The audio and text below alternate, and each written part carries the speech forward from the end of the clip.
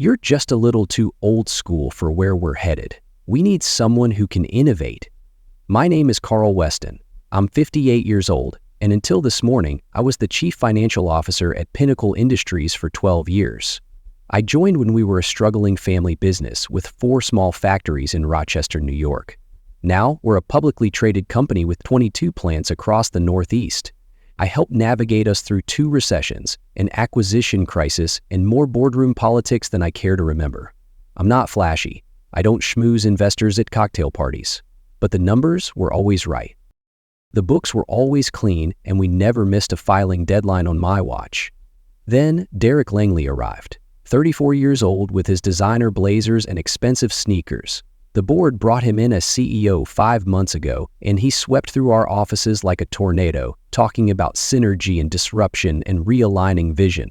"Carl, your methods are a relic," Derek sneered during our first budget meeting, his voice dripping with condescension. "We're playing in the big leagues now, not balancing a corner store's ledger." I kept my face neutral, though my fists clenched under the table. "Numbers don't change with fashion, Derek. Accuracy keeps us alive." He laughed, dismissing me. "Accuracy? We need vision, Carl. You'll see." I knew what was coming the moment he scheduled our first one-on-one meeting. "The market's changing, Carl," he said today, leaning back in my chair, with his feet propped on my desk. "We need someone who speaks the language of modern finance." I said nothing, just nodded once and offered a tight-lipped handshake. "You're making a mistake, Derek," I said, my voice low but firm. "You think innovation means cutting corners? You're playing with fire."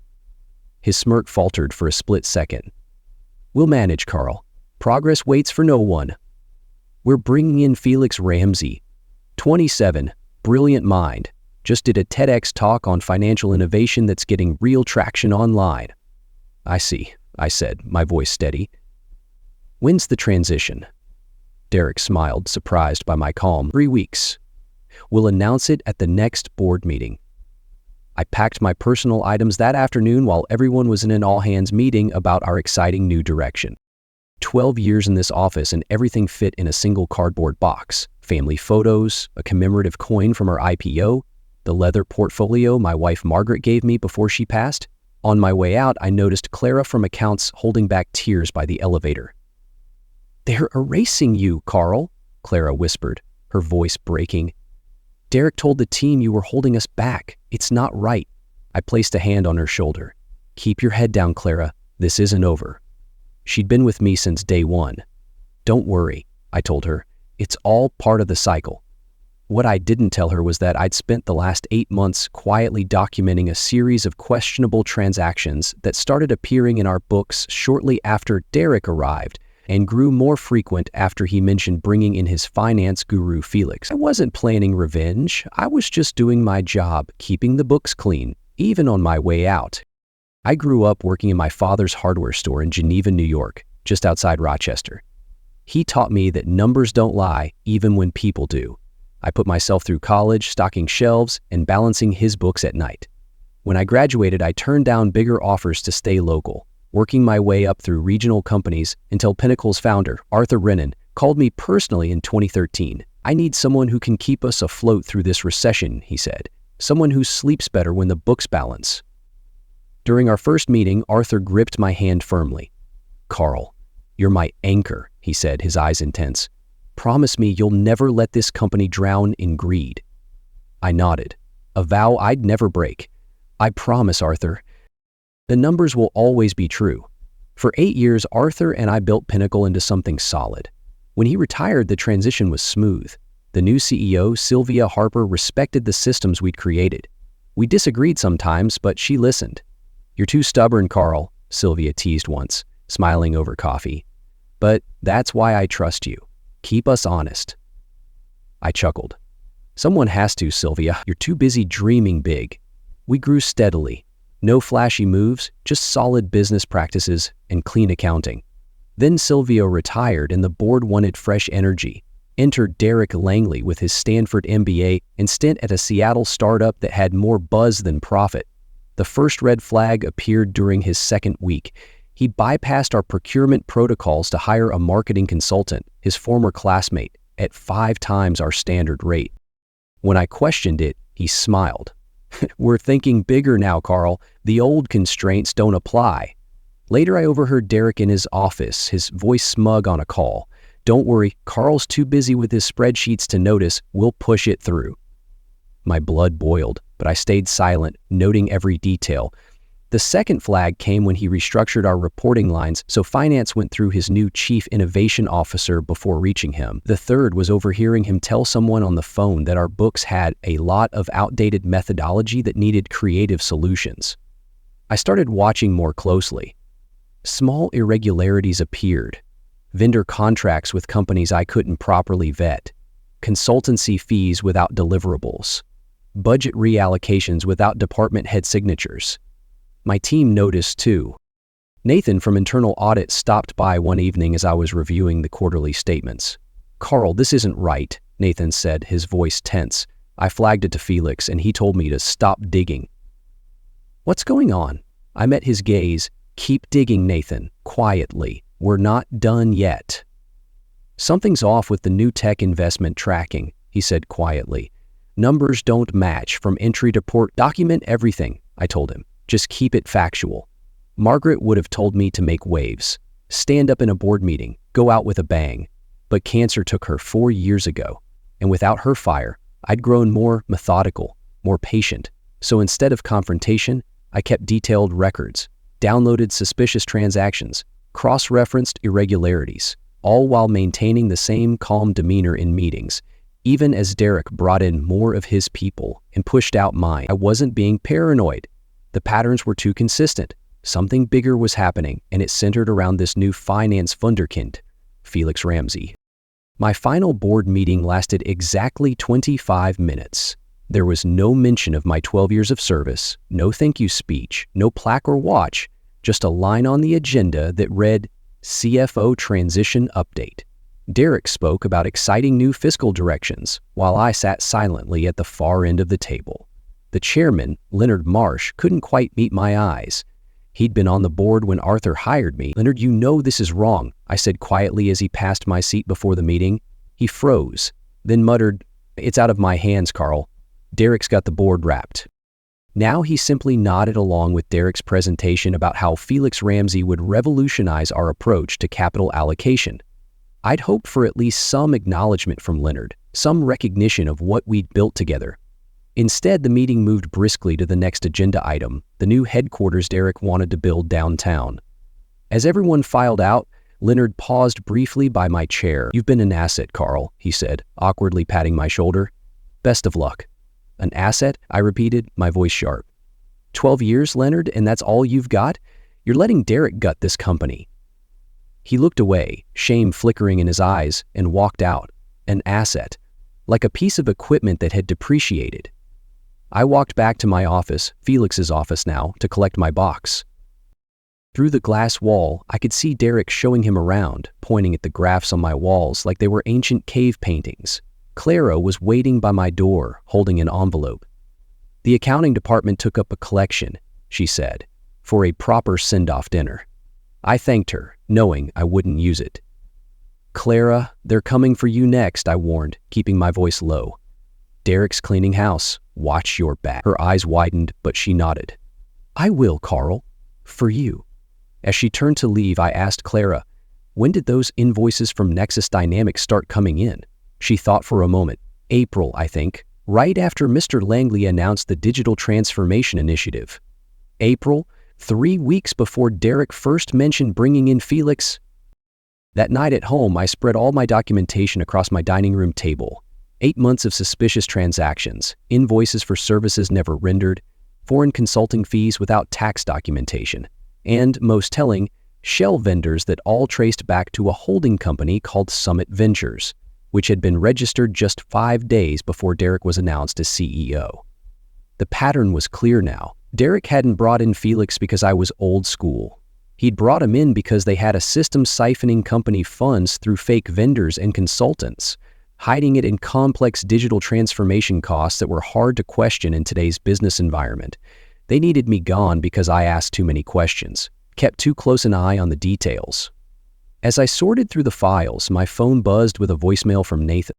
Carl, Felix knows I've been looking into the Nexus accounts, he said, his voice shaking. He cornered me today, said I'd regret it if I didn't back off.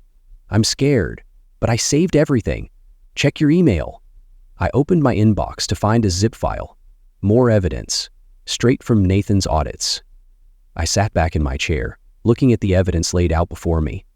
For the first time since Margaret died, I felt something beyond the numb routine of daily existence. Not anger exactly, something colder, more focused. I opened my laptop and began organizing everything methodically. Cross-references, timelines, account trails. I wasn't going to confront Derek. I wasn't going to call an emergency board meeting or go to the press. That wasn't my style. No, I would do what I'd always done, let the numbers tell the story, but this time I'd make sure the right people were listening when they spoke. A week after my departure, I decided to reach out to Leonard Marsh directly. Despite his lukewarm goodbye, he'd always been fair. He deserved a chance to address this before it got worse. I called his office and left a message with his assistant. "Tell Leonard it's urgent," I told the assistant, my tone firm. "He'll regret ignoring this." She hesitated.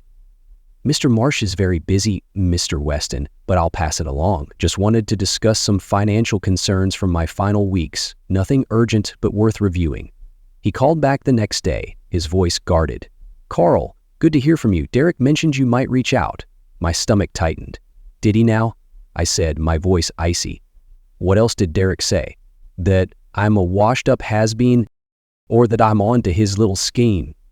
Leonard cleared his throat, clearly rattled. "He didn't say that, Carl, but..." "Did he?" "Yes. He said you were having trouble transitioning. Said you had some concerns about our new systems that Felix already addressed." "Leonard, there are irregularities that predate Felix's arrival, significant ones." Silence on the line. Then, "Look, Carl, I understand this is difficult. 12 years is a long time, but the board has full confidence in Derek's vision, and Felix has already streamlined several processes you flagged as problematic. That's not... I'm afraid I have another call. Perhaps we can catch up at the holiday party. I hear you're still on the invite list." Very generous of Derek. "Generous?" I snapped. "He's covering his tracks, Leonard, and you're letting him. You'll wish you'd listened." "Generous considering what?" I wanted to ask, but Leonard had already hung up. The next morning, I received an email from Pinnacle's legal department. The subject line read, "Cease and desist." My heart raced as I opened it, expecting threats, but it was worse. A veiled warning that my unsubstantiated claims could ruin my legacy. They were trying to scare me silent. The language was carefully neutral, but the message was clear. Any accusations of financial impropriety without substantial evidence could be considered defamatory. They kindly reminded me of my confidentiality agreement. They were closing ranks. Derek obviously had anticipated I might notice the discrepancies and had already poisoned the well. I decided to try another approach. Nathan from internal audit had been on my team for 10 years. If anyone else had noticed problems, it would be him. We met at a diner far from the office. Nathan looked nervous, constantly checking over his shoulder. "They promoted me," he said before I could even ask about the accounts. "New title, big raise. I'm now reporting directly to Felix." "They bought you off," I said, my voice sharp. Nathan flinched. "It's not like that, Carl. They're watching me. Felix said if I step out of line, I'm done." "Congratulations," I said, keeping my tone even. "How's that working out?" Nathan stared at his coffee. "They've changed all the internal reporting systems, new software, new protocols. Felix says it's more efficient." "And is it?" He looked up, his expression strained. "Carl, I can't. They had me sign additional NDAs. They're watching everyone who worked closely with you." "I see." "They're destroying you, Carl," Nathan whispered. "Felix is spreading lies, saying you cooked the books. I know it's not true, but I'm trapped." "They're saying things, Carl, about why you left." "What things?" Nathan lowered his voice. "That you were resistant to necessary changes, that you made mistakes in the last quarter's reporting that Felix caught. Some people are even saying there were ethical concerns." My hands gripped my coffee mug so hard I thought it might break. They weren't just pushing me out, they were destroying my reputation to cover their tracks. "I should go," Nathan said, throwing cash on the table. I've got a mortgage and twins starting college next year. I can't." "It's all right," I said, forcing a smile. "Take care of your family, Nathan." As he hurried out, I sat alone, processing what I'd learned. My options were dwindling. The board wouldn't listen. My former team was either bought off or scared silent. And now they were attacking my reputation, making it nearly impossible for me to raise concerns without looking like a disgruntled ex-employee. They thought they had me cornered, but they'd overlooked something important. I still had access to the audit server. During my final days, while everyone thought I was quietly cleaning out my office, I'd set up an emergency admin account, a standard practice for system transitions that no one had bothered to check. It wouldn't last forever, but it might be enough. That night, I used my emergency credentials to access Pinnacle's audit server. My hands shook as I logged in, half expecting an alert to lock me out. But the screen loaded and I felt a surge of defiance. "You underestimated me, Derek," I muttered, diving into the data. I suspected they'd eventually discover and remove the account, so I worked efficiently, following the money trails I'd already identified. What I found made my earlier suspicions seem quaint by comparison. Summit Ventures wasn't just one holding company. It was a hub in a network of shell entities, all interconnected through a maze of transactions designed to hide their relationship. Some dated back to before Derek even joined Pinnacle, suggesting this wasn't an opportunistic theft. It was a planned infiltration. The more I dug, the clearer the picture became. Derek hadn't been hired despite his mediocre track record. He'd been installed. His previous company, the Seattle startup with more buzz than profit, had been bankrolled by the same investment group that had recently gained 3 seats on Pinnacle's board, including the seat held by Leonard's niece, Olivia, who joined 8 months ago. This wasn't just an executive skimming from the company. This was a coordinated attack on Pinnacle itself, a slow-motion asset strip disguised as modernization. I downloaded everything I could find, organizing it meticulously. By dawn, I had traced over $15 million, 0 cents that had been siphoned from various departments through falsified vendor contracts, inflated service agreements, and phantom consultancy fees. Exhausted, I made coffee and sat on my back porch, watching the sun rise over Lake Ontario. Margaret and I had bought this house for the view. "Water calms your overthinking brain," she'd said. I closed my eyes, picturing her fierce smile. "You'd be proud, Maggie," I whispered. "I'm fighting back your way, smart and relentless." Now I let the lake's steady flow organize my thoughts. My initial instinct to quietly alert the board had been naive. This went deeper than Derek and Felix. Some board members were likely complicit, which explained why they'd been so eager to replace Sylvia with an outsider when she retired. I needed to be smarter about this, more strategic. I spent the morning mapping connections between board members, Derek's previous associates, and the shell companies. By afternoon, I'd identified 3 board members who were likely unaware of the scheme. Marjorie Ellison, a former manufacturing executive who joined the board after retiring from a competitor, Victor Chin, who represented our workers' pension fund, and Samuel Grant, our oldest board member who rarely spoke but never missed a vote. I also discovered something I'd overlooked. Felix Ramsey had worked at Nexus Dynamics, one of the shell vendors, 4 years ago. His name was buried in their incorporation documents as a founding partner, though he'd been removed from public-facing materials before being hired at Pinnacle. As I compiled this information, my phone rang. The number was blocked, but I answered anyway. My heart raced as I picked up, expecting Derek's voice. Instead, it was a woman, and her words hit like a thunderbolt. "Is this Carl Weston?" a woman's voice asked. "Speaking."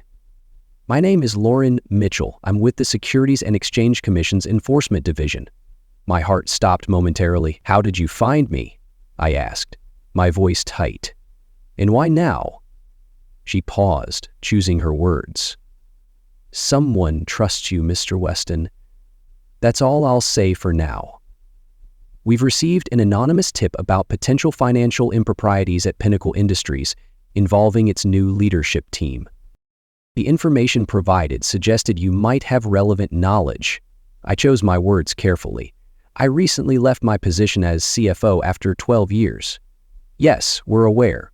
Would you be willing to meet informally to discuss certain transactions that occurred over the past 8 months? Who else knows you're calling me?" I asked. No one outside my immediate team. This is preliminary fact-finding, not a formal investigation. Yet, I considered my options. Going to the SEC directly would make this very public very quickly. Pinnacle stock would plummet. Thousands of employees, people like Clara and Nathan, could be affected if the company collapsed under a scandal. But someone had already tipped off the SEC. The clock was ticking. "They're watching me, Lauren," I said, lowering my voice. "If they know I'm talking to you, they'll bury me deeper." She didn't miss a beat. "We can protect you, Carl, but we need your help to stop this." "I'll need some time," I said finally. "Time for what, Mr. Weston?" "To make sure I get this right." I gave myself 4 days to execute my plan. First, I needed to ensure the evidence couldn't be erased. I copied all my documentation to multiple secure locations and set up dead man switches. If they came for me, the truth would still get out. I wasn't just protecting myself. I was honoring Margaret's fire, her belief that no one should get away with betrayal. If I didn't enter a code every 72 hours, the full package would automatically send to the SEC, the Department of Justice, and 3 financial journalists I respected. Next, I carefully drafted emails to the 3 board members I believed were uninvolved: Marjorie, Victor, and Samuel. I didn't accuse anyone directly. Instead, I framed it as concerning patterns I noticed before my departure, and included just enough evidence to raise serious questions without overwhelming them with details. I scheduled these to send automatically in 3 days. The most delicate part came next. I contacted Clara, asking if she could meet me for coffee. She agreed immediately. "Carl, I'm terrified," Clara admitted, clutching her coffee cup. "Felix knows I'm loyal to you. He's hinting I'm next if I don't play along." I leaned forward, my voice steady. "You're stronger than they think, Clara. We can stop them, together." "They're gutting your whole department," she told me when we met, her voice barely above a whisper. "Felix says we're consolidating financial operations, but half the team has gotten reassignment notices, and the other half is being reviewed." "Including you?" She nodded, blinking back tears. 20 years at Pinnacle, and suddenly I'm told my position is redundant. I've got 8 weeks to find another role internally, or... I waited while she composed herself. "Clara, do you remember that audit protocol we established after the Carter acquisition, the one with the separate verification pathway?" She frowned, then understanding dawned.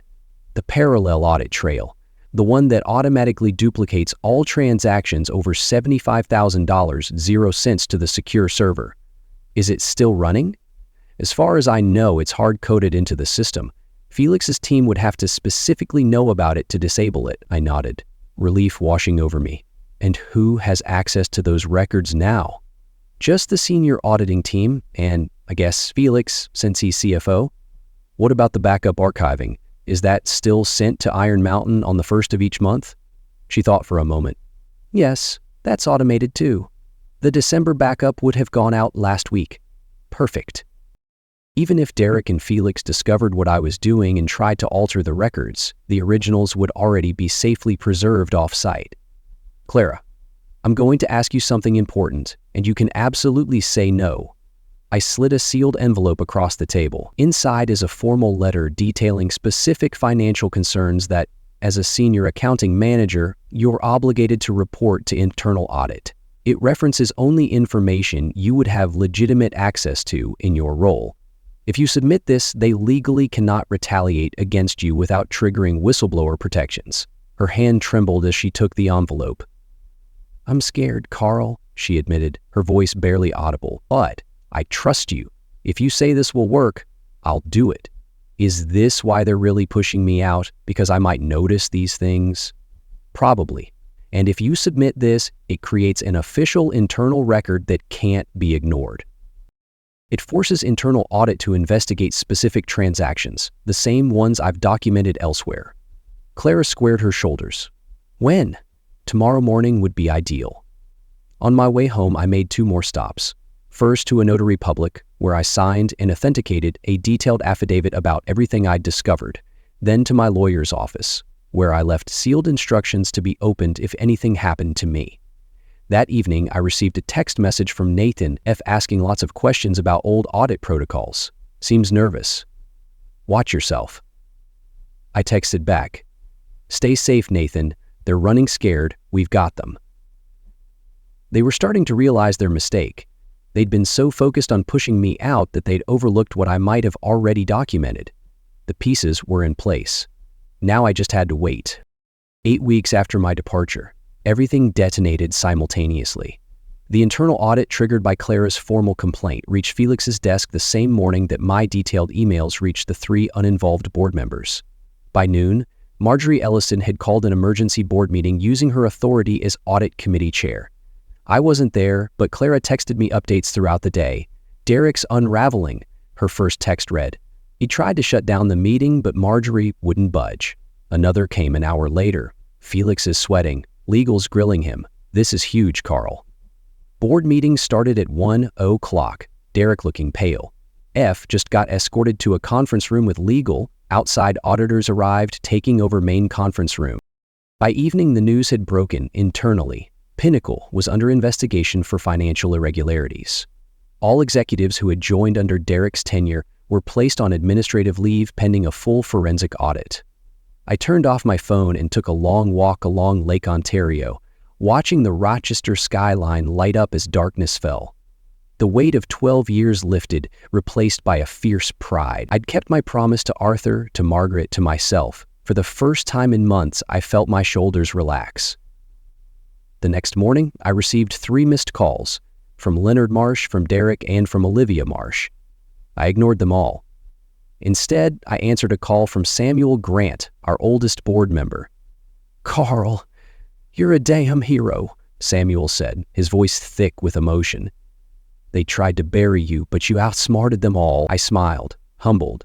"Just doing my job, Samuel." 12 years of clean books," he said, his voice gravelly with age. "No scandals, no restatements, no missed filings. I should have spoken up when they pushed you out." "You're speaking up now, Samuel. That's what matters." "The board has appointed me acting chairman while we sort through this mess. Leonard and Olivia have resigned, along with 2 others. We've terminated Derek and Felix for cause." I said nothing.